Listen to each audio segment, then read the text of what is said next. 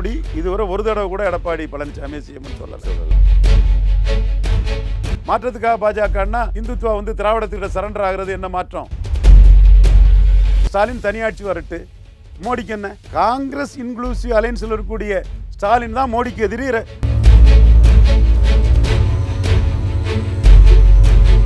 நீங்க ஒரு 3% 4%க்குள்ள கட்சி இந்த திராவிட இயக்க சிந்தனையாளர்கள் பேசுறாங்கல்ல, கேசிபி பேசுறாங்கல்ல, அந்த மாதிரி சீட்டு வாங்கினா அண்ணாமலை ரிவோல்ட் பண்ணிடுவார்.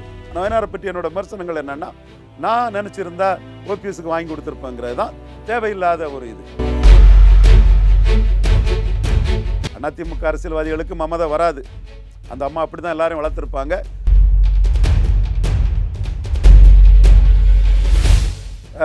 இவர் பவன் கல்யாண் பிரச்சாரம் பண்ண மாதிரி பல நிரூபிக்காத விஜய் பிரச்சாரம் பண்ணிட்டு போகலாம். விஜய் எல்லாம் பல நிரூபிக்காதவரெல்லாம் அந்த அரித்மெட்டிக்கில் ரெக்கனிங்க கிடையாது. Darling 3D Deepavali deals. நீங்கள் வாங்கும் ஒவ்வொரு பொருளுக்கும் 3 அற்புதமான தீபாவளி டீல்ஸ்.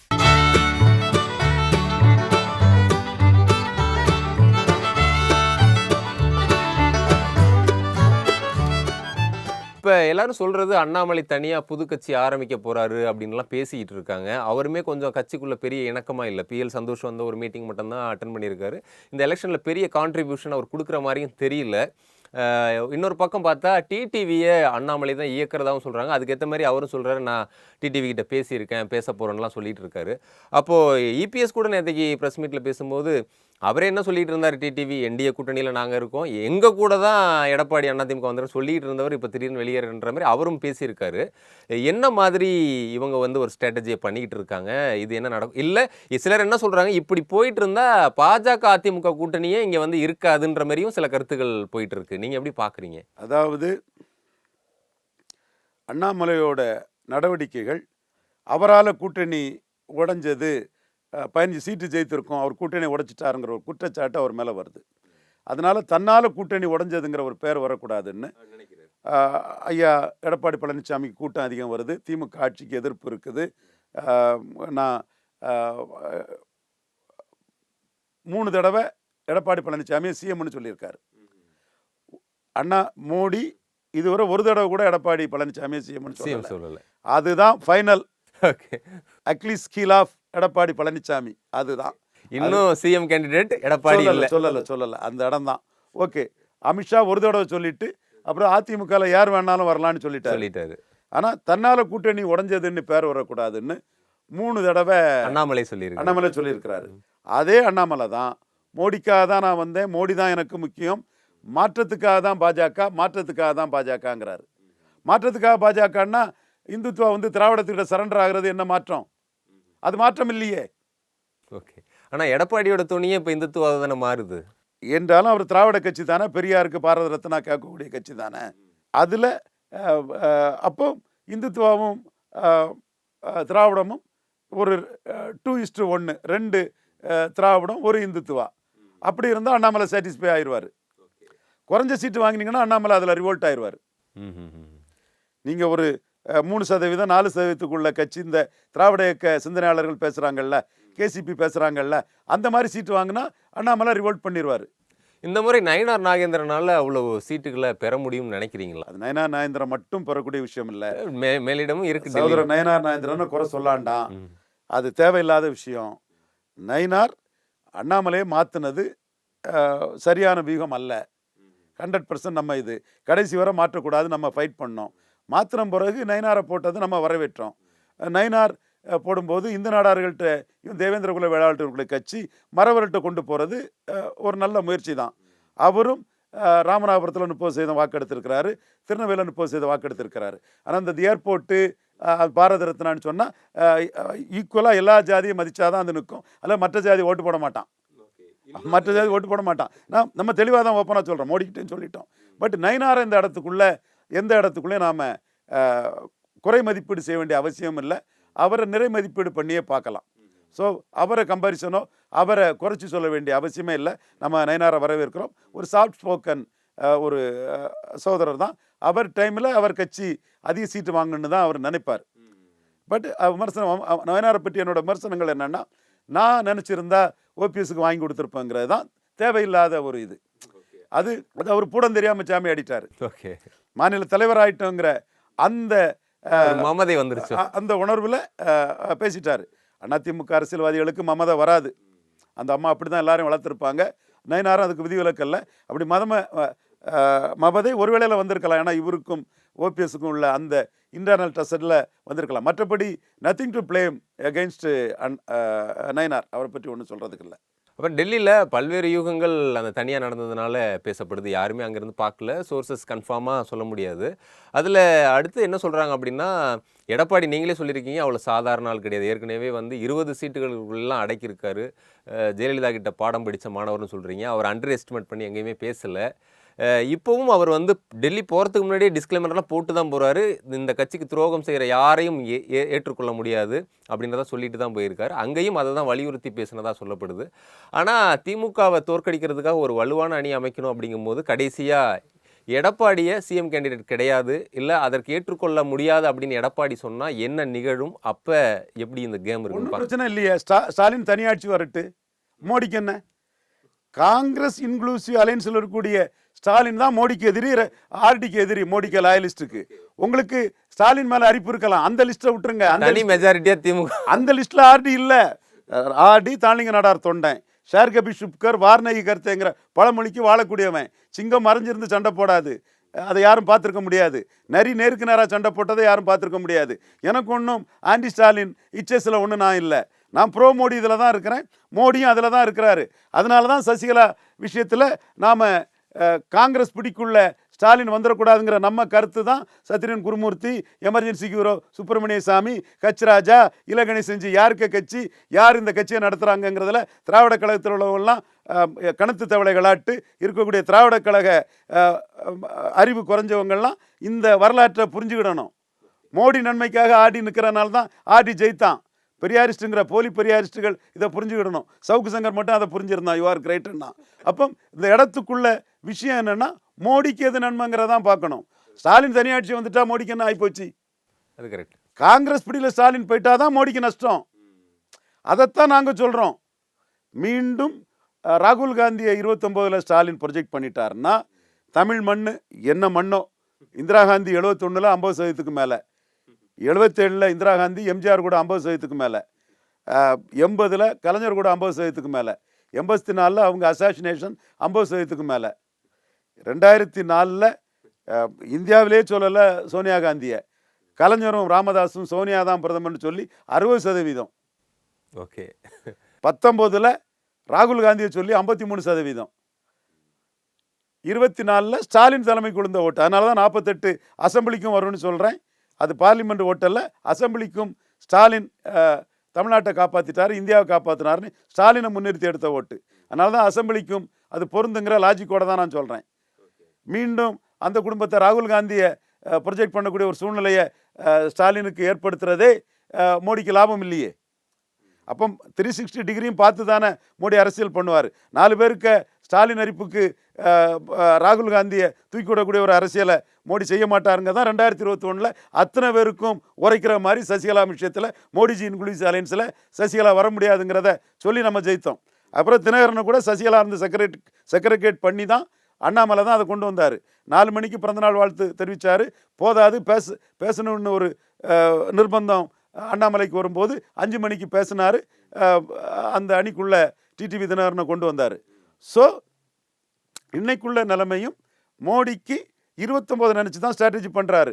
அதில் பதவியோ எதையோ நினைக்காம யாரையும் கஜோல் பண்ணவோ ஃப்ளாட்டர் பண்ணவோ தேவையில்லாத ரவீந்திரன் துரைசாமி மோடி நன்மைக்கு ஏதோ சொல்கிறான். அதில் குருமூர்த்தி எதிராக நின்னாலும் குருமூர்த்தியை எதிர்த்து தான் என் கருத்து அதில் மோடிக்கிட்டாக நிற்கும். 21 ஜெயித்த மாதிரி 26 ஜெயிக்க முடியுங்கிற அடிப்படையில் தான் நம் கருத்தை நாம் வச்சுக்கிட்டு இருக்கிறோம். ஸோ மோடியை பொறுத்தளவில் திமுகவை அகற்றி தான் தீரணுங்கிறதெல்லாம் இல்லை. ஓகே. இப்போ போட்டியுமே திமுக கூட போட்டி போகிற மாதிரி தெரியல. அதிமுகக்குள்ளே யார் கட்சியை கைப்பற்றுற மாதிரி அந்த போட்டி தான் தெரியுது. இதில் பார்த்தோம் அப்படின்னா ஓபிஎஸ் அவர்கள் என்டிஏ விட்டு வெளியே வந்தனாரு. செப்டம்பர் 4 மாநாடுனாரு, அது நடக்கலை. அதுக்கு பிறகு தொண்டர்களை சந்திக்க போகிறனாரு, அதுவும் ஒன்றும் பண்ணுற மாதிரி தெரியல, அமைதியாக இருக்கிறாரு. செங்கோட்டையனும் 10 நாள் கெடுலாம் விதிச்சிருந்தாரு. அண்ணா பிறந்தநாள் முடிஞ்சு போச்சு, அவரும் அமைதியாக இருக்கிறாரு. டிடிவி மட்டும் ஒரு பக்கம் ப்ரெஸ்ஸை சந்தித்து டெய்லி பேசிக்கிட்டே இருக்கிறாரு. ஒரு பக்கம் இபிஎஸும் ப்ரெஸ்ஸை சந்தித்து நேற்று என்ன சொல்லியிருக்காரு, டிடிவி தினகரன் யார், அம்மாவால் 10 ஆண்டுகள் கட்சியிலேருந்து இருந்து நீக்கப்பட்டவர், எப்போ கட்சிக்குள்ளே வந்தார் அப்படின்லாம் சொல்லி அவரும் முன்ன பேசியிருக்காரு. என்ன நடக்கும்? ஏன்னா ஒருங்கிணைந்த அதிமுக இருந்தால் தான் பாஜகவுக்கு ஏதாவது இருக்கும், இல்லைன்னா தங்களுடைய பிடிக்குள்ளே தான் அதிமுக இருக்குன்றதை வந்து பாஜக நினைக்குது. அப்படின்னா என்ன நடக்கும்? எடப்பாடி ஏதாவது பண்ணுற பட்சத்தில் இரட்டை இலை சின்னம் முடக்கப்படுமா? மீண்டும் அதிமுகக்குள்ள பிளவுகள் வருமா? என்ன நடக்கும்? அதிமுகங்கிறது எடப்பாடி பழனிசாமி தான். அவர் பாஜக அட்ஜஸ்ட் பண்ணி போகிறதே அதிகாரம் தன் பக்கம் இருக்கிறதுக்காக தான்.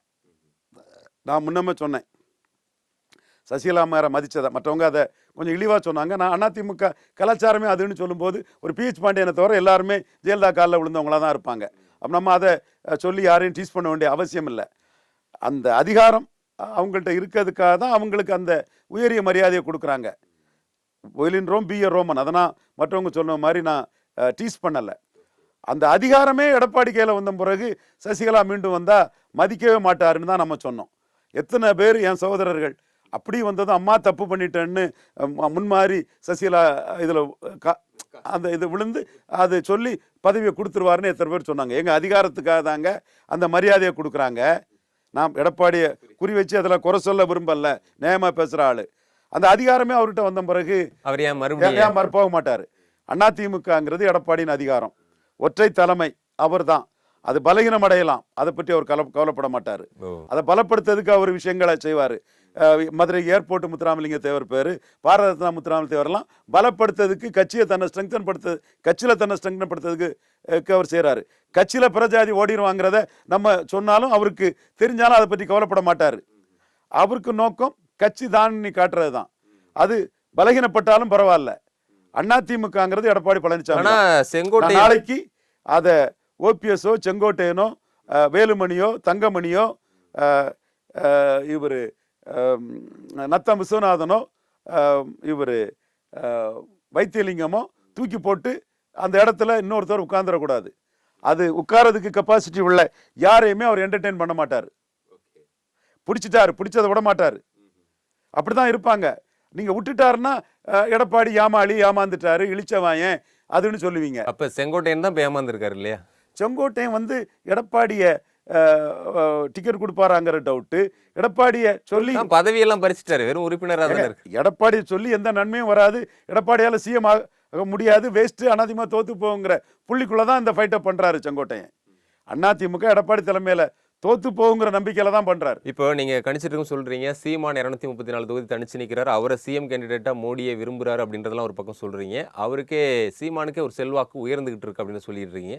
இன்னொரு பக்கம் விஜய் அண்டஸ்டடா இருந்தாலும் அவருக்கு திருச்சியில, பெரம்பலூர்ல, அரியலூர்ல பெரிய ஒரு கூட்டத்தை பார்த்துருக்கோம். அவர் பெரிய ஆக்டிவா இன்னும் அவர் கள அரசியலில் துவங்கலனாலும் அவருக்கு பின்னாடியும் ஒரு பெரிய கூட்டம் இருக்குது. டிடிவி கூட விஜய் கூட போகலான்ற மாதிரி பேச்சுக்கள்லாம் இருக்குது. ஒருவேளை வேறு மாதிரியான கூட்டணிகள்லாம் அமையும் போது எடப்பாடியுடைய அதிமுக 3வது இடத்திற்கு தள்ளப்பட்டால் கட்சி என்னவாகும்? கட்சிக்குள் இப்போ இருக்கிற ஒரு செங்கோட்டையன் மட்டும்தான் இருப்பாரா, இல்லை இன்னும் பிளவு கழகம் பண்ணுறவங்க எப்படி இருப்பாங்க, என்ன ஆகும், அதனுடைய எதிர்காலம் என்னவாகும்? இப்போ 2வது பெரிய கட்சியாக எடப்பாடி இருக்கிறாரு, அதில் மாற்றம் இல்லை. ஆசைக்கு பேசக்கூடாது, என்ன நடக்குங்கிறத பேசணும்.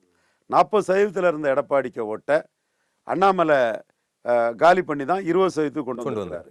சீமான் 7% காலி பண்ணி தான் அவர் 8.3க்கு போயிருக்கிறாரு. ஸ்டாலின் திராவிட இயக்கம் பெரியாருன்னு சொல்லி அதில் ஒரு குறிப்பிடத்தக்க சதவீதம் அவருக்கு எடுத்து தான் கலைஞரோட பெருசாக வந்திருக்காரு. இந்த இடத்துல தான் துக்ளக் ஆசிரியர் குருமூர்த்தி, இவர் சாணக்கியா பாண்டே சில சர்வே கோஷ்டிகள்லாம் புரியணும். கலைஞருக்குள்ள எதிர்ப்பு ஸ்டாலினுக்கு இல்லை, நீங்கள் கடந்த காலத்தின் கைதிகளாட்டே இருக்காதீங்கிறதான் என்னோட அந்த பார்வை. அதிமுக ஓட்டர்ஸ்லே ஒரு குறிப்பிட்ட பகுதி ஸ்டாலின் தலைமைக்கு போயிட்டாப்புல. விஜயாலும் எலிஜிபிள் அண்ட் காம்பிட்டன்ட் ஒரு லீடர்னு அவர் தன்னை நிரூபித்தா எடப்பாடி பழனிசாமிக்கு 20% குறிப்பிடத்தக்க வாக்குகளை அவராலையும் பலகீனப்படுத்த முடியும். அதுதான் நடக்கும் அப்படின்றீங்க எதிர்காலத்தில். விஜய் தனி இல்லை, அதற்கு முன்னாடியே டெல்லியில் தனி சிஎம் கேண்டிடேட் ஆனா அது நடக்கும். இந்த 20க்குள்ள விஜய் பலகீனப்படுத்த முடியும். ஏன்னா ஏற்கனவே பலகீனப்படுத்தி முடித்த சீமானால இந்த 20க்குள்ள அவர் நிலைப்பாட்டை மாறிட்டாருங்கிற அடிப்படையிலையும் விக்கிரவாண்டி ஈரோடு கிழக்கில் நிற்கலைங்கிற அடிப்படையிலும் ஒரு சிறிய அளவு பாதிப்பு ஏற்படுத்த முடியும். விஜய் புது ஃபோல்ஸாக வரும்போது எடப்பாடியோட நடவடிக்கைகள் பிடிக்காத அந்த 20% உள்ளவங்க எடப்பாடி பிஜேபிக்கு நெருக்கமாக இருக்காரு, விஜய் பிஜேபி எதிர்ப்பில் இருக்கிறாருலாம் சொல்லும்போது ஒரு சில சோஷியல் செக்ஷன்ஸ் எல்லாத்தையுமே நான் உடச்சி பேச விரும்பலை. இப்போ கமல்ஹாசன் வரும்போது பிராமணர்கள் கமல்ஹாசனுக்கு ஓட்டு போட்டாங்க. தேவர்கள் தேவர் மோகன் உரும்பாட்டிக்கு உசிலம்பட்டியில் 1%, முதுகுளத்தூரில் 1%, ஆண்டிப்பட்டியில் 1%, மேலூரில் 1%. இதுவும் தேவரோட்டா இருக்காது அந்த 1%. 1%. ஓகே. 1% ஓட்டு கிடைச்சது தவிர அது எல்லா தேவர் ஜாதியும் ஓட்டு தான் இருக்காங்க. அது அங்க சௌராஷ்டிரா, பிராமணர், எல்லாரும் கலந்து தான் சாலியர் இந்த மாதிரிப்பட்டவங்க தான் 1% போட்டிருப்பாங்க. இவங்க எல்லாம் போட்டு தான் 100 ஓட்டுக்கு 1 ஓட்டு வந்திருக்கு. ஆமா. அதே மாதிரி தான் விஜய்க்கும். சும்மா சினிமாவை பார்த்தெல்லாம் யாரும் ஓட்டு போடுறதில்ல. அதுக்கும் விஜய்க்கு சில இதுகள் குறிப்பாக எடப்பாடியை ஏற்றுக்கொண்ட தெலுங்கு தாய்மொழி, சிறிய எண்ணிக்கை சமூகங்கள் பெரியார விஜய் தூக்கி பிடிச்சி பெரியார் மண்ணுன்னு நிற்கிறதுனால, பெரியார் தான் எல்லான்னு பெரியார் பிறந்த நாளுக்காக நிற்கிறதுனால சீமான் வந்து அவரை இது பெரியாரே மண்ணுன்னு சொல்லி வலமும் போகாமல் இடமும் போகாமல் நடுப்பில் அடிபட்டு, அந்த வார்த்தை வேண்டாம், பட் அந்த கட்சியை தான் சொல்வாருங்கிற ஒரு சூழ்நிலையில் நமக்காக தானே இப்படி அடிபட்டு சாவாங்கிற அளவுக்கு சீமான் வந்து விஜய்க்கு எதிராக பேசணும்னு சொல்லும்போது அந்த பிரமளி சகோதரர்கள் ரெட்டலைக்கு ஓட்டு போட்டவங்க விஜய் பக்கம் போகிறதுக்கு வாய்ப்பு இருக்குது. இப்போ எடப்பாடிக்கு 4 பக்கமும் சுற்றி நெருக்கடிகள் அதிகரிக்கிறத பார்க்குறோம். அவருடைய பிடிவாதத்தை தளர்த்திப்பார்னு நினைக்கிறீங்களா, இல்லை இதே பிடிவாதத்தோடு தான் அவர் இருப்பார் அப்படின்னு நினைக்கிறீங்களா? ஏதாவது உங்களால் கெஸ் பண்ண முடியுதா? அதான் நான் ஏற்கனவே சொல்லிட்டேன். எடப்பாடி நானும் பேசினா கூட அவருக்குள்ள நன்மைகளை சில இடத்துல சொல்லிக் கொடுக்க முடியும் நான் சொல்லிட்டேன். அதான் நான் எல்லாரும் அப்போ சிரித்தாங்க. இப்போ வந்து நாம் சொன்னது அந்த ரேகைகள் அந்த புள்ளிகளெல்லாம் அப்படி டாட்டெல்லாம் விழுது, மேகங்கள் அப்படி கூடுது, அது இப்போ சரியாக வரும். ஏன்னா குறிப்பாக வெளிப்படையாகவே சீமான் அதுக்குள்ளே வந்துட்டார். நான் 214 தான் நிற்க போகிறேன், அதில் பிரச்சனை இல்லை, தேசிய கட்சிகள் சட்டமன்றத்துக்கு தேவையில்லாத அணின்னு சொல்லக்கூடியவர் என்ன ஸ்டாலினுக்கு எதிராக சிஎம்மா சொல்லதுக்கு வந்தாங்க பேசுனாங்கங்கிறத சொல்கிறாரு. சொல்லி அதனால தான் நீ கீழே போயிடுவேன்னு தான் நீங்கள் மழை பெஞ்சா பேச முடியாத துண்டிச்சிட்டு எடப்பாடி உள்ளே வந்தாருங்கிறதையும் அவர் தெளிவாக சொல்கிறாரு. ஸோ இந்த இது வந்து திமுக அணி இன்டாக்டாக இருக்குது. 45% வாக்குக்கு மேலே எடுப்பாங்க, சந்தேகமே இல்லை. நான் 48 வரும்னு பார்லிமெண்ட்டில் சொன்னேன், இப்போ 45 மேலே எடுப்பாங்கங்கிறத நான் தெளிவாகவே சொல்கிறேன். பட் ஸ்டாலின் தோற்கடிக்கப்பட முடியாதவர் அல்ல. அதுவும் முடியும், சாத்தியம். ஓகே. 57-62 கட்சியை பிடிச்சி காமராஜர் இருந்த உயரத்தில் தன்னோட எதிரிகள் நாடிமுத்து பிள்ளையிலேருந்து, முத்துராமலிங்க தேவர்லேருந்து, ஆதிமூல நாடார்லேருந்து அரசியல் எதிரிகளை அழுத்தம் கொடுத்து வெளியே தள்ளி கட்சியை பிடிச்சி காமராஜர் இருந்த உயரத்தில் கூட்டணி பலத்தில் இன்டாக்டாக ஸ்டாலின் இருக்கிறாரு. செல்வ பிறந்தகை காங்கிரஸ் கூட்டணி சம்பந்தமாக மற்றவங்க கருத்தை வந்து அடிச்சுட்டு மேலிடத்துலேருந்து யாரையும் என்கிட்ட ஒன்றும் சொல்லலை, எங்கே தான் இருப்பாங்கன்னு சொல்கிறார் இல்லையா. அங்கே திமுக கூட்டணியில் உள்ள யாருக்குமே ஸ்ட்ரென்த்து கிடையாது. காங்கிரஸுக்கு கன்னியாகுமரி தவிர எங்கே டெபாசிட் கிடையாது, எல்லா இடமே டெபாசிட் காலி. வாசன் போன பிறகு ஒரு 3-4% ஓட்டு தான் ஸ்ட்ரக்சர்டு ஸ்ட்ரென்த்து. திருமாவளவனுக்கு 0.7 தான், வைகோவுக்கு 0.9 தான், 2 கம்யூனிஸ்ட்டுக்கும் 0.5 தான். அப்போ இவங்க யாருமே இன்னொரு கட்சியை ஜெயிக்க வைக்கக்கூடிய அளவுக்கு பலம் கொண்ட கட்சிகளே கிடையாது. அப்போ அவங்க வெற்றி பெறுறது வர தொடருவாங்க. என்னைக்கு தோத்தாங்களோ அன்னைக்கு தான் அடுத்த கூட்டணியை பற்றி யோசிப்பாங்க. ஏன்னா அந்த அளவுக்கு தெருவில் கிடந்தவங்க, ஒன்றும் இல்லாமல் கிடந்தவங்க. உண்மை டேட்டா. ஓகே. 2014-16 டேட்டாவை எடுத்து பாருங்க.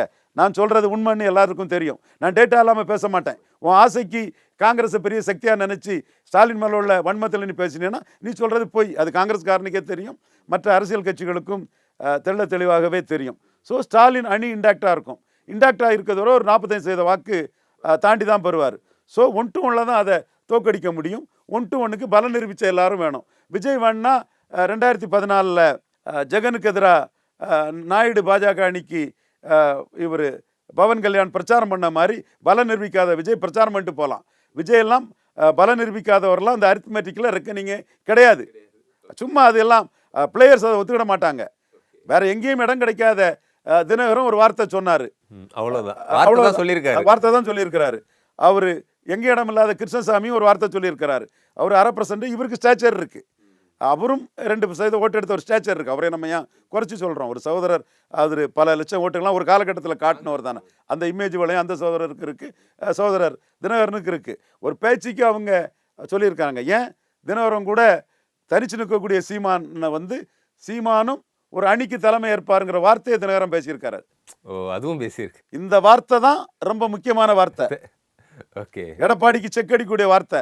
எடப்பாடி கூட்டணியில் உள்ள கட்சிகளையே எடுத்து சீமான மோடியே சீமான சிஎம்மா சொல்ல வச்சிட முடியுங்கிற ஒரு நம்பிக்கையின் அடிப்படையில் என்ன மாதிரி அதை வெளிப்படையாக ஓப்பன் பண்ணாமல் நாசூக்கா எடப்பாடிக்கு ஜர்க்க கொடுக்குறாரு டிடிவி தினகரன்.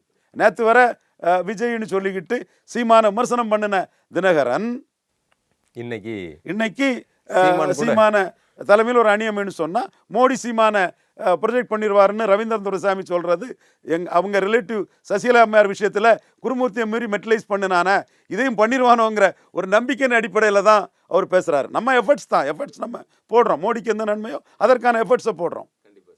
பல்வேறு விஷயங்களை பகிர்ந்துக்கிட்டீங்க. குமுதம் சார்பாக மிக்க நன்றி சார். நன்றி.